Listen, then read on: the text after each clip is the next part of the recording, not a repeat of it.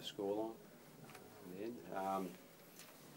Oh yeah, look, we sort of got ourselves back into a game of football at half time, 16-12, and started with I suppose, run into touch, 80 metres off a scrum, try under the posts, and then I don't think we had the ball for another about 9 minutes. So in the end, it came down, the game's about possession, and I think we had about 35% the second half, 3-0 penalty count, and I think about 18 sets to 9.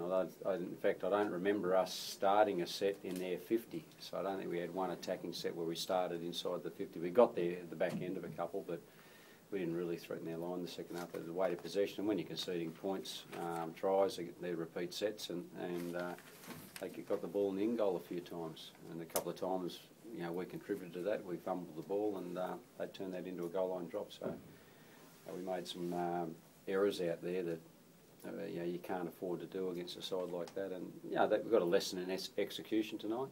I think they created some opportunities, but they're able to turn those opportunities into points, and that's what they've been able to do all year. They've got some nice set plays, which they obviously worked that scrum with putting 3 on the short side and got us a couple of times there, and we didn't adjust our defence to compensate for it. So you know, I think it's a bit of a lesson in control.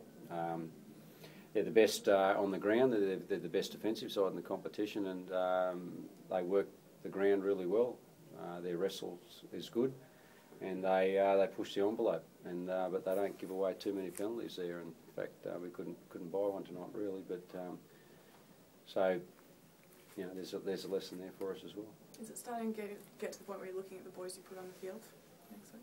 Oh, you have to do that with you know, you concede 42 points. You've got to look at your 17, and we'll have a little look at who's going well in Queensland Cup, and we've got a bit of depth in the side. I thought Tarek Sims, you know, is building. He's coming back and playing more minutes, so he might push for a starting spot in the team. And but I thought up front we're missing Scotty a bit, but I thought Ashton and Jimmy were pretty good for us. So we'll have a little look. Kane's got a bit of a hamstring problem, so he's been some serious doubt for Darwin, and we'll have to have a look during the week. Moses was good at against Burleigh. Jonathan, we already know Melbourne a benchmark. Everyone's been using that word, but can we use bigger superlatives after that performance tonight? They're pretty impressive, aren't they? Yeah, they are. They're just pretty clinical at everything that they do. Like Neil said, working on the ground. You know, they just don't make mistakes. They don't turn over the ball easy. And we did that a few times tonight, and they made us pay. And you just can't do that against a side like Melbourne. I know you're more worried about yourselves, but how did that Melbourne side compare to others you played against in recent years? Are they just as good, or are they better? Or no doubt they're the benchmark. That's why they're 5-0 or 6-0 or whatever they are. So yeah, you know, look, we just need to be better at a few little things that we didn't get right tonight, and just move forward. Cool. Thanks. Thank you. Thanks. That's a quick one. I won't listen to that. Should, it's highly good. Easy way to get up and go. Yeah, probably just straight up the stairs at the back.